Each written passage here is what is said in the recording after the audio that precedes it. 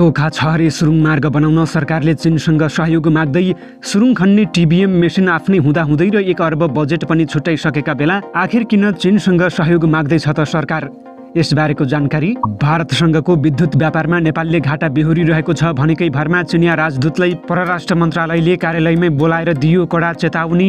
आगामी दिनमा नेपाल र भारतको बारेमा बोल्दा होस पुर्याउन गरियो आग्रह। ताइवानको विषयमा अमेरिकालाई कडा चेतावनी दिएका चिनिया रक्षा मन्त्री साङफू 2 सातादेखि बेपत्ता। आखिर कहाँ हराए त चिनिया रक्षा मन्त्री साङफू? यसबारेको खबर। दमौली कारागारका कैदीले बनाएको लाखौं मूल्य बराबरका मुढा धमाधम चीनले किन्दै कैदी बन्दीलाई थपियो हौसला। चीनका 2 दक्षिणी प्रदेश हङकङ र ग्वाङडोङमा आएको हालैको आँधीपछि 70 भन्दा बढी गोही गाउँ पसे। गोही नियन्त्रण गरिदिन सरकारलाई स्थानीयको आग्रह। रेल चढेरै उत्तर कोरियाली नेता किम जोङ उन पुगे रुस। आजै पुटिनसँग भेटवार्ता हुन सक्ने अनुमान। अमेरिकालाई रुस र उत्तर कोरियाले दिए यस्तो चेतावनी। पहिलो पटक चीनको भूमि भएर 2 वटा बस हिमाल पारीको जिल्ला हुम्ला पुगे। हुम्लामै पनि बस चढ्न पाउने भएपछि स्थानीय भए खुसीले गदगद। लिबियामा आएको शक्तिशाली बाढीका कारण एकै दिन 3000 बढीको मृत्यु। कयौं मान्छेलाई बाढीले बगाइरहेको भिडियो बाहिरियो। रुसमा 167 यात्री बोकेर उडेको जहाज खेतमा ओर्लियो। यात्रुको अवस्था के छ त? यसबारेको जानकारी। र वैज्ञानिकहरूले मङ्गल ग्रहमा अक्सिजन उत्पादन गर्ने मेसिन पठाए। अन्तरिक्ष यात्राका लागि यो निकै ठूलो सफलता भएको दाबी। नमस्कार। ग्रेटर नेपाल टिभीले तयार पारेको राष्ट्रिय तथा अन्तर्राष्ट्रिय समाचारहरूको सङ्गालो ग्रेटर न्युजबाट विवश बुढाथोकीको यहाँलाई हार्दिक स्वागत छ। बिहानी पख प्रसारण भइरहेको आजको ग्रेटर न्युज तपाईँले कहाँ र कुन देशबाट हेर्दै हुनुहुन्छ? कृपया त्यसबारेमा पनि हामीलाई जानकारी गराउनुहोला। साथै हाम्रो मेहनतको लागि एक लाइक पनि गर्न नभुल्नुहोला। अब समाचार विस्तारमा। सरकारले करिब 4 किलोमिटर टोखा छहरे सुरुङ मार्ग बनाउन चीनसँग सहयोग माग्ने भएको छ। नेपालमै जलविद्युत र नदी स्थानान्तरण आयोजनामा टनल बोरिङ मेसिन टिबिएम प्रयोग गरी सुरुङ खन्ने काम भइरहँदा सरकारले 4 किलोमिटर हाराहारी सुरुङ खन्न चीनलाई गुहार्न लागेको हो। सुरुङ मार्ग निर्माण गर्न सरकारले 1 अर्ब 25 करोड रुपैयाँ बजेट छुट्याइसकेको छ। तर अर्थमन्त्री डाक्टर प्रकाश शरण महतले प्रधानमन्त्रीको आसन्न चीन भ्रमणमा यो सुरुङ निर्माणका निम्ति चिनिया सहयोग खोजिने जानकारी दिएका हुन्। अर्थमन्त्री महतसहित भौतिक पूर्वाधार तथा यातायात मन्त्री प्रकाश ज्वाला र वन तथा वातावरण मन्त्री डाक्टर वीरेन्द्र प्रसाद महतो लगायतले सोमबार सुरुङ मार्ग निर्माण हुने क्षेत्रमा स्थलगत अवलोकन तथा निरीक्षण गरेका थिए। टोखा छहरे सुरुङ मार्ग निर्माणले चीनसँगको व्यापारिक गतिविधिमा उल्लेख्य योगदान पुग्ने भएकाले सरकारको प्राथमिकता प्राप्त र राष्ट्रिय गौरवको आयोजनाका रूपमा काम गर्न लागेसँगै विषयगत मन्त्रालयका मन्त्री सहसचिव नुवाकोटबाट प्रतिनिधित्व गरेका प्रतिनिधि सभा सदस्य हितबहादुर तामाङ, विमला सुवेदी लगायतका सरोकारवालाबाट स्थलगत अवलोकन गरिएको हो। प्रारम्भिक अध्ययनको क्रममा सुरुङ मार्ग निर्माणका लागि विभिन्न 3 वटा बिन्दुलाई केन्द्रित गरेर थप अध्ययन गर्न लागि छ। सुरुङ मार्ग निर्माणले नुवाकोटबाट काठमाडौँ जानका लागि अहिले सञ्चालनमा आइरहेको छहरेबाट टोखा पुग्न शिवपुरी निकुञ्ज पार गर्दै जानुपर्ने करिब 12 किलोमिटर सडक छोटो हुनेछ। नेपालमा यसअघि नै भेरी बबई डाइभर्सन परियोजना टिबिएम प्रयोग गरी 12.2 किलोमिटर सुरुङ खनिसकिएको छ। यद्यपि यो सुरुङ जलप्रवाहका लागि खनिएको हो। यसै गरी सुनकोशी मरिन डाइभर्सन बहुउद्देश्यीय आयोजनाको 13.3 किलोमिटर सुरुङ खन्ने काम पनि अहिले धमाधम भइरहेको छ। यातायात पूर्वाधार थानकोट नागढुङ्गा सिस्ने पानी 2.7 किलोमिटर सुरुङ मार्ग निर्माण पनि अन्तिम चरणमा पुगेको छ। भेरी बबई आयोजनामा टनल बोरिङ मेसिनले सुरुङ खन्न थाल्दा सरकारले नेपालमा सुरुङ युग सुरु भएको दाबी गरेको थियो। नेपालका लागि चिनिया राजदूत छन सोङलाई परराष्ट्र मन्त्रालयले स्पष्टीकरण सोधेको छ। कूटनीतिक मर्यादा विपरीत विवादास्पद अभिव्यक्ति दिएको भन्दै चिनिया राजदूतलाई मन्त्रालयमा बोलाएर स्पष्टीकरण सोधिएको हो। नेपाल भारत सम्बन्ध र नेपालको आर्थिक अवस्थाबारे सोङले दिएको अभिव्यक्तिको संसदमा अहिले आलोचना भइरहेको छ। परराष्ट्र सचिव भरतराज पौडेलले आफ्नो कार्यकक्षमा बोलाएर राजदूत सोङलाई स्पष्टीकरण सोधेका हुन्। राजदूत सोङलाई आइन्दा नेपाल र तेस्रो मुलुकको सम्बन्धबारे नबोल्न र कूटनीतिक मर्यादामा बसेर अभिव्यक्ति दिन भनिएको छ। संसदको अन्तर्राष्ट्रिय सम्बन्ध समितिले बैठक नै बोलाएर चिनिया राजदूतको अभिव्यक्तिको विरोध गर्दै उनलाई स्पष्टीकरण सोध्न परराष्ट्र मन्त्रालयलाई निर्देशन दिएको थियो। समितिका सबै सदस्यहरूले चिनिया राजदूतलाई कूटनीतिक सीमा ननाग्न चेतावनी दिएका थिए।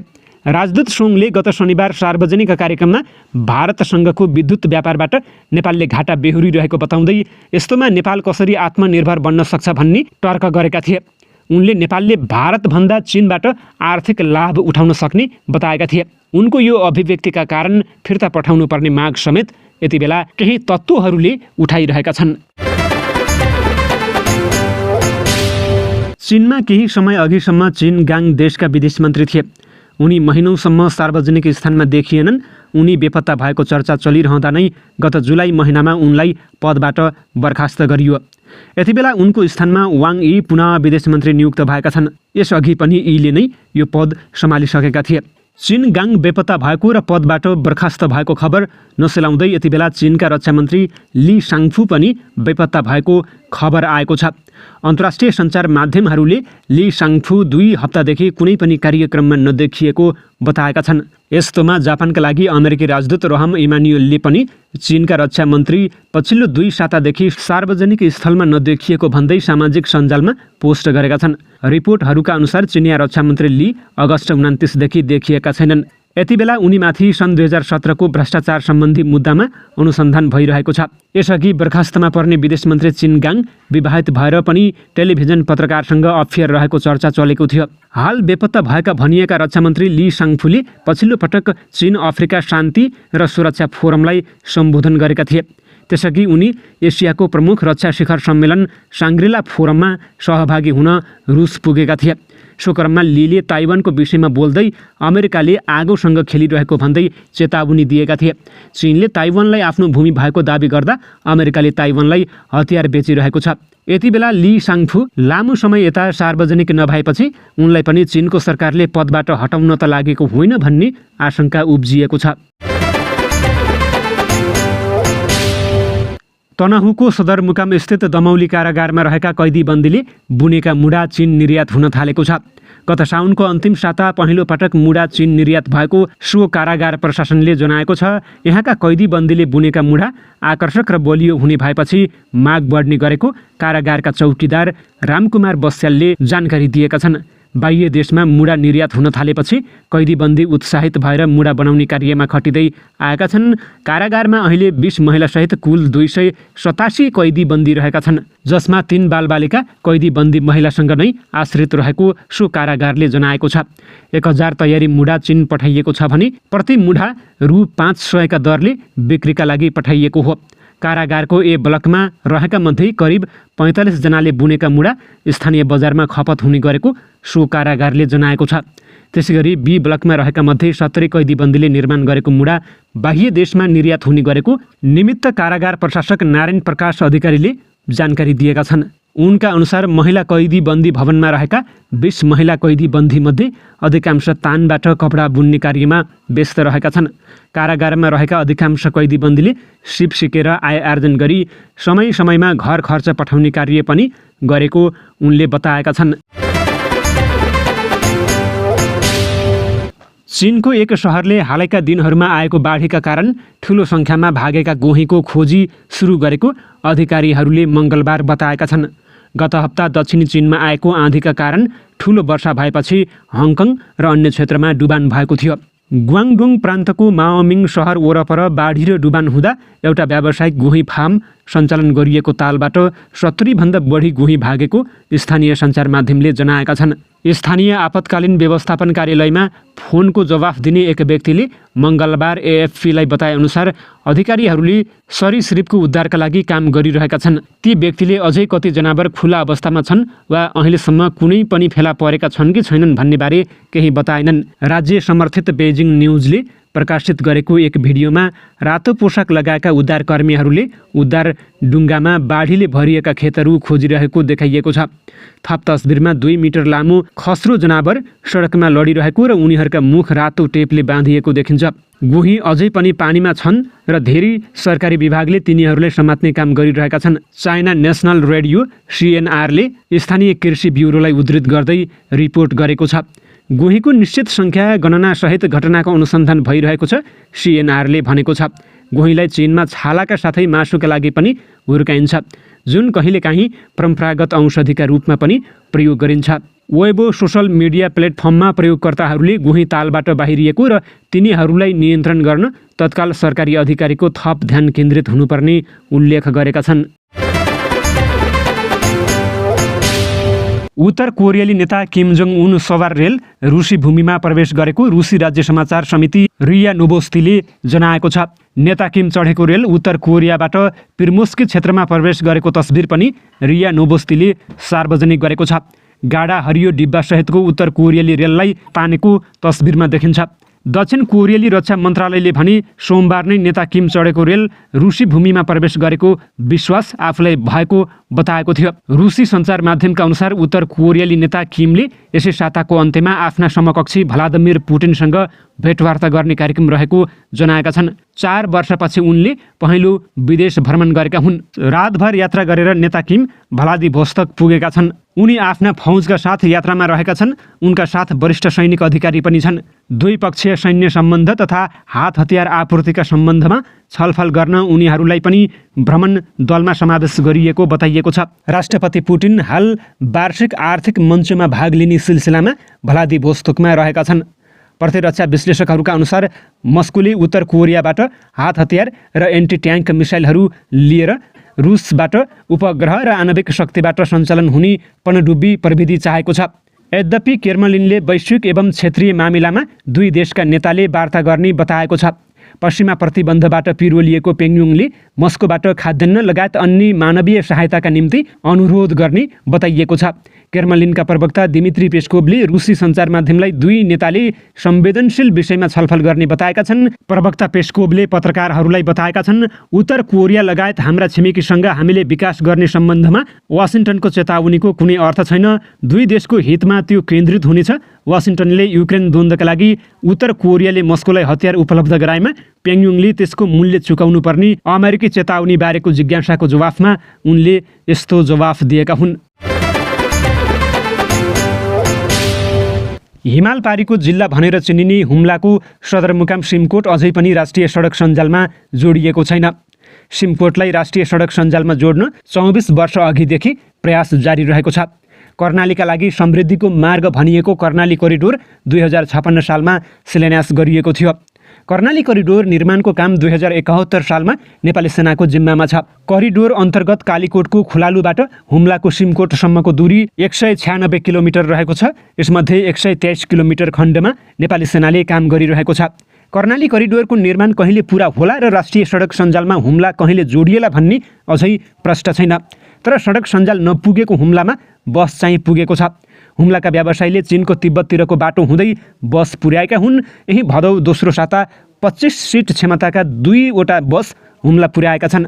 ती बस ट्रकमा राखेर केरुङ नाकाबाट तिब्बतको बाटो भएर हिल्सा नाका पुर्याइएको हुम्लाका व्यवसायी विजय लामाले बताएका छन्। उनका अनुसार विदेशी नम्बर प्लेटका गाडी चीनको बाटोमा गुडाउन अनुमति नभएकाले ती बस ट्रकमा राखेर हुम्लाको नाकासम्म पुर्याइएका हुन्। चीनको बाटोमा अर्को देशको नम्बर प्लेटका गाडी चलाउन नमिल्ने रहेछ। हामीले चीनकै ट्रकमा लोड गरेर ल्याएका छौँ, उनले भने। अहिलेलाई 2वटा बस ल्याएका छौँ। सडक मर्मत गरेर नियमित रूपमा चलाउने प्रयास हाम्रो जारी रहेको छ। ती 2वटा बस हिल्सा सिमकोट सडक खण्डमा चलाउने तयारी हुँदैछ। तिब्बत जोड्ने नाका हिल्साबाट जिल्ला सदरमुकाम सिमकोटसम्म सडक बनिसकेको छ। हुम्ला क्षेत्रमा तिब्बतबाट सामान आयात हुने भएकाले सहजताका लागि उक्त सडक पहिले नै बनाइएको हो। ती बस चलाउन चालकहरू सुर्खेत हुँदै हुम्ला पुगेको लामाले बताएका छन्। सिमकोटबाट हिल्सासम्मको सडकको दूरी 90 किलोमिटर रहेको छ। सवारी साधन एकतर्फी चलाउन सरदर 6 घण्टा लाग्छ। हाल हिल्साबाट नाम्खा गाउँपालिकाको डाँडाकेर्मी गाउँसम्म चल्दैछन्। लिबियामा आएको बाढीका कारण 3000को मृत्यु भएको बताइएको छ। बाढीबाट बाढी प्रभावित भएको डोर्ना सहरमा मात्रै 1000 भन्दा धेरै मानिसको शव भेटिएको त्यहाँका सरकारी अधिकारीले बताएका छन्। साथै 10,000 मानिस बेपत्ता भएको बीबीसीको समाचारमा उल्लेख रहेको छ। डानियल आँधीसँगै लिबियामा सोमबार आएको बाढीले ठूलो मात्रामा भौतिक संरचना ध्वस्त पारेको छ। 2वटा ठुला बाँध र 4वटा पुल भत्किँदा 1 लाख मानिसको बसोबास रहेको डोर्ना शहरको अधिकांश भूभाग जलमग्न भएको छ। लिबियाको घटनाप्रति अन्तर्राष्ट्रिय समुदायले पनि चिन्ता व्यक्त गरेका छन्। यसैबीच युनिसेफले बाढीपछि त्यहाँ उत्पन्न सङ्कटलाई लक्षित गर्दै औषधि, लत्ता, कपडा सहित तत्कालका लागि आवश्यक वस्तु पठाएको जनाएको छ। आँधीले पूर्वी शहर बेङ्गाजी, सौसा र अल मार्ज पनि नराम्ररी प्रभावित बनेका छन्। पूर्वी लिबियाको स्वघोषित सरकारका प्रधानमन्त्री ओसामा हमादले भने यसअघि नै 2000 को मृत्यु भएको बताएका थिए, जुन सङ्ख्या अझै बढ्न सक्ने उनले आङ्कलन गरेका छन्। पछिल्लो अपडेट अनुसार मृत्यु हुनेको सङ्ख्या 3000 पुगेको सरकारी अधिकारीलाई उद्धृत गर्दै विभिन्न अन्तर्राष्ट्रिय सञ्चार माध्यमले जनाएका छन्। यसैबीच उद्धारका लागि पनि कठिनाई भएको बताइएको छ। प्रभावित क्षेत्रमा उद्धारका लागि तालिम प्राप्त उद्धार टोली पनि उपलब्ध भएको बीबीसीको सञ्चार माध्यममा उल्लेख रहेको छ। पछिल्लो समय त्रिपोली स्थित प्रशासनले 14 टन मेडिकल सामग्री र 80 भन्दा धेरै चिकित्सक र प्यारामेडिक सहितको विमान बाढी प्रभावित क्षेत्रमा पठाएको छ। लिबियाको प्राकृतिक विपदप्रति दुःख व्यक्त गर्दै America, Egypt, Germany, Iran, Italy, Qatar र टर्कीले लिबियामा तत्काल सहायता पठाउन आफूहरू तयार रहेको जनाएका छन्। बाढीसँगै शहरमा बिजुली र इन्टरनेटको लाइन काटिएको छ। घटनामा मृत्यु हुने र हराउनेहरूको सङ्ख्या यकिन नभए पनि मृतकको सङ्ख्या बढ्न सक्ने सरकारी अधिकारीले जनाएका छन्। कतिपय प्रमाणित नभएका भिडियो फुटेजहरू सामाजिक सञ्जालमा सार्वजनिक भइरहेका छन्, जहाँ बाढीले मानिस बगाउँदै गरेको दृश्य र केही सवारी चालकहरू कारको छतमा बसेर उद्धारको पर्खाइ गरिरहेको दृश्य देखिन्छ। 3 दशकसम्म शासन गरेका मुहम्मर गद्दाफीको 2011 मा हत्या गरिएपछि 2014 लिबिया 2 प्रशासनिक क्षेत्रमा विभाजित भएको थियो। सोमबारको प्राकृतिक विपदसँगै दुवै सरकारले 3 दिनको शोक मनाउने निर्णय गरेका छन्। दक्षिणी रुसको पर्यटकीय शहर सोचीको ब्ल्याकबाट साइबेरियाको ओमस्काका लागि चालक दलका 6 जना सदस्यसहित 167 यात्री बोकेर उडेको रुसको एयरबस 320 मङ्गलबार बिहान साइबेरियाको खेतमा आपतकालीन अवतरण गरिएको छ। रुसी अधिकारीहरूले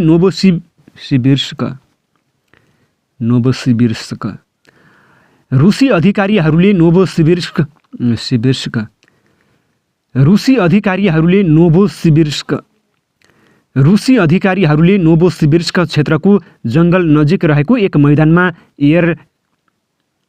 उरल एयरलाइन्सको एयरबस 320 विमानलाई चालक दलका सदस्यले आपतकालीन अवतरण गरेका जनाउँदै विमानमा रहेका सबैजना सकुशल रहेको बताएका छन्। उराल एयरलाइन्सको एयरबस 320 विमानको आपतकालीन अवतरण सफलतापूर्वक सम्पन्न भयो। सबै यात्रीलाई नजिकैको गाउँमा राखिएको छ। उनीहरूमध्ये कसैलाई पनि चिकित्सा सहायता आवश्यक परेको छैन। मस्कोको नागरिक उड्डयन निकाय राजा भेडसियाले एक विज्ञप्ति निकालेर भनेको छ, रुसको अनुसन्धान समितिले हवाई ट्राफिक सुरक्षा नियम उल्लङ्घन गरेकोमा उरल एयरलाइन्स विरुद्ध आपराधिक मुद्दा दर्ता गरेको छ। समितिका अधिकारीहरूले विमान अवतरण गरिएको ठाउँको प्रारम्भिक अनुसन्धान थालेका छन्। विमान कम्पनी उरल एयरलाइन्सले भने प्राविधिक समस्याका कारण आपतकालीन अवतरण गरेको बताएको छ। उरल एयरलाइन्स एकातेरिनबर्ग शहरमा प्रधान कार्यालय रहेको रुसको आन्तरिक विमान सेवा कम्पनी हो। युक्रेन युद्धलाई लिएर पश्चिमा राष्ट्रले रुसमाथि लगाएका कठोर प्रतिबन्धका कारण उसको उड्डयन क्षेत्रमा ठूलो असर परेको छ। उड्डयन उद्योगलाई आवश्यक पर्ने उपकरण तथा पुराना विमान मर्मत गर्न चाहने नयाँ पाटबुर्जाको अभावमा मस्कोले नागरिक उड्डयनमा ठूलो समस्या झेलिरहेको छ। मङ्गल ग्रहमा घुमिरहेको अमेरिकी अन्तरिक्ष एजेन्सी नासाको पर्सिभ्यारेन्स रोभरले एउटा सानो कुकुरलाई 10 घण्टाका लागि श्वास फेर्न पुग्ने अक्सिजन जम्मा गरेको छ। सो रोभरमा एउटा यस्तो यन्त्र लगाइएको छ जसले मङ्गल ग्रहमा अक्सिजन पैदा गरिरहेको छ। उसले प्रति घण्टा 12 ग्राम अक्सिजन पैदा गर्न सक्दछ। रोभरमा रहेको मोक्सी नामक यन्त्रले अक्सिजन पैदा गरेको हो। मोक्सीलाई पर्सिभ्यारेन्स रोभरमा राखेर सन् 2019 मा मङ्गल ग्रहमा पठाइएको थियो। उक्त रोभर सन् 2021 मा मङ्गल ग्रहको सतहमा ओर्लिएको थियो। रोभरमा रहेको मोक्सीले त्यसयता 16 पटक अक्सिजन पैदा गरिसकेको छ। आखिर यो यन्त्रले मङ्गल ग्रहमा कसरी अक्सिजन पैदा गर्यो त? वास्तवमा यो यन्त्रले मङ्गल ग्रहको वायुमण्डलबाटै अक्सिजन जम्मा गरेको हो। मङ्गल ग्रहमा अन्तरिक्ष यात्री पठाउनु अगाडि मोक्सी वा त्यस्तै यन्त्रहरू त्यहाँ पठाएर अक्सिजन सङ्ग्रहित गरिनेछ। संविधान सभाका अध्यक्ष सुभाष चन्द्र नेम्मङलाई सरकारले राजकीय सम्मान दिने निर्णय गरेको छ। मङ्गलबार बिहान बसेको आकस्मिक मन्त्री परिषद बैठकले नेम्मङको अन्त्येष्टि हुने दिन सार्वजनिक बिदा दिने निर्णय गरेको हो। पार्टी उपाध्यक्ष नेम्मङको निधनपछि केन्द्रीय मुख्यालय च्यासलमा बसेको एमाले सचिवालय बैठकले 3 दिन झण्डा झुकाउने सहित शोक प्रस्ताव पारित गरेको छ। हृदयघातबाट अकस्मात नेम्मङको निधन भएपछि स्तब्ध बनेका अरू दलले पनि शोक वक्तव्य जारी गरेका छन्। वाम लोकतान्त्रिक आन्दोलनमा सुभाष नेम्मङ सर्वस्वीकार्य र परिपक्व राजनीतिज्ञ हुनुहुन्थ्यो। नेपाली राजनीतिमा अब उहाँको अभाव खड्किने छ, माओवादी केन्द्रका उपमहासचिव वर्षमान पुनले बताएका छन्।